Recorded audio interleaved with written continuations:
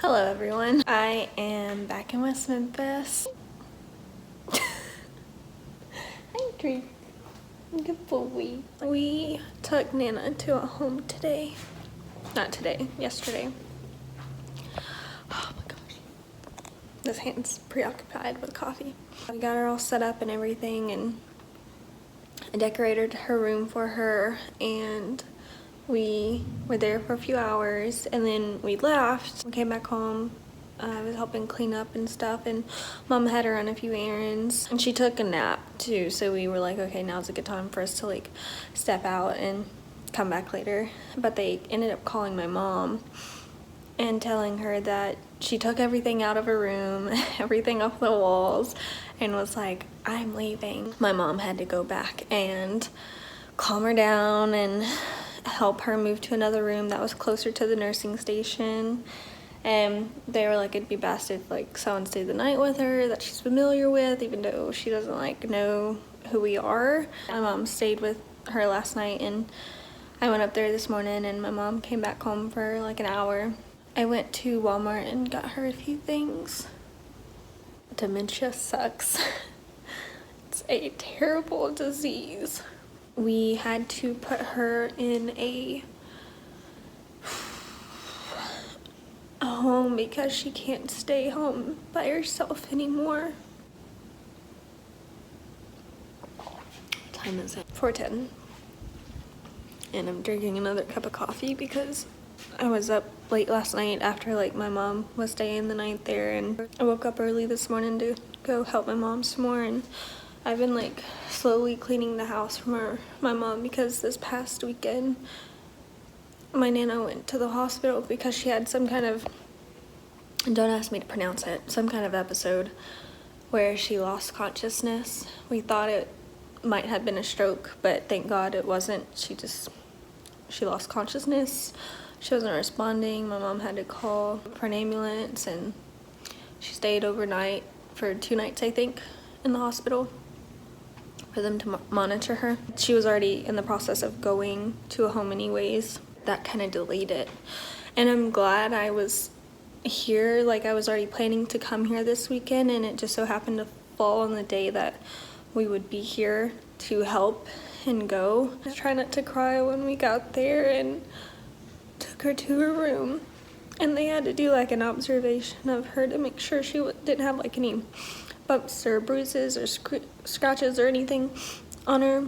Nick and I stepped in the hallway for them to do that. I just lost it. We've lived with my Nana since I was like, I don't even know, I was young. Yeah, she can't stay by herself anymore because she doesn't have that like I don't know, concept of reality. Is that like the right saying or something? I don't know. But she gets confused of what's happening in the TV with reality. One day she walked out and went to the neighbors and was like, someone's in the house, like I can't go back in there, they're trying to hurt me. But it was just one of her like old Western TV shows that she was watching that she was thinking someone was trying to hurt her. We have 3 dogs here, and she wasn't taking them outside, so they would like poop and pee in the house, and Mom would come home every day and spend like an hour just cleaning and trying to get the smell out because it reeks of dog pee. And I mean, there's nothing she can do about it except for just clean it as soon as she gets here. And we do have a care person that comes here like 2 hours a day, and that's all we can afford. There's only so much we can do. 2 hours just isn't enough anymore. The care lady came one time, told my mom, I can't cook, the gas is too strong in the house, like I have to go get some food for her to eat. We have a gas stove. She took the knobs off, but you can see like that knob is off and some are on, but she would have to take the knobs off so Nana wouldn't like turn it on, but she would still kind of find a way to get them on. And a lot of the times it would be because she was cold and she would want to get warm, so she'd like try and turn the flame on and just fill the gas, like the house full of gas. So just stuff like that. And she doesn't know like who we are. I wish I could be here to take care of her so she didn't have to go into a home, but I can't. I have my own life. back in Oklahoma. And it's just really hard because she didn't really start going downhill until I left. I know I like can't blame myself or anything, like it was gonna happen. Our mom had the same thing. It's just, that's what I think about. So I'm gonna go there and hang out a little bit.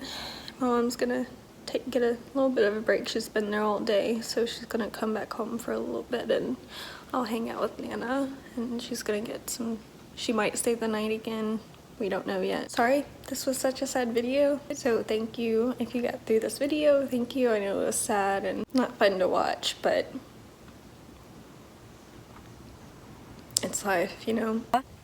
Hey y'all, it is me, almost a month later. I filmed February 1st, the first filming. January 31st was when we took my Nana. And it has almost been a month. It is February 25th. And editing this video, I'm not gonna lie, I've just kind of been avoiding editing the video because it is emotional. And there has been some stuff since I started videoing that has happened that I just kind of want to update you on. I'm at work right now, so I'm like, let's not cry your mascara off, Casey. I talked about her having the episode of throwing stuff out of her room, wanting to leave and everything, and so far everything has been fine, but then there was another episode of this happening maybe 2 weeks ago, maybe not even, I'm not really sure, but she had another episode of trying to leave and taking her stuff out of her room, and they transferred her to a facility. I don't really remember where it is, but it's about 30 to 45 minutes from where my mom lives. And that facility was to observe her for 24 hours of the day, and she was there for a few days. They wanted to make sure she was on the right medication, because there was one medication they were like, we're not really sure why she's on this specific one, so they switched it and they observed her. And part of like when she has these episodes and freaks out and panics or whatever, a lot of the time she has an infection. She gets UTIs and respiratory infections really easily. And so when that happens, it just flares up her dementia and it makes it so much worse. Like, it's already bad, but it's just, it makes it worse. And so that happened, and then I was on the phone with my mom yesterday, which was Monday. Nana had just gotten transferred back to the original one a few days prior to me calling my mom. She said that this facility said that they're most likely gonna have to transfer her to the facility that's actually not too far from them. It's like 10 minutes total of where my mom lives. This specific facility is more focused on dementia patients, and it's actually fenced in just in case someone does get out and they do wander off. They are fenced in this area. We do have a very good close family friend that works at the facility my Nana is at now, and she has worked at the one that she's going to. She said that the facility that they would be transferring her to is good. So that's the update so far of what I know. Yeah, it's hard. It's rough. It sucks. And there's nothing I can do about it. I can't do anything, and that's just really hard for me. I wish like they could come here or something and I could just watch my Nana all day every day or something, like, so she didn't have to go in a home. Sorry if I'm bringing anyone down or if you're going through the same thing. It sucks. It hurts, but you know, keep your chin up.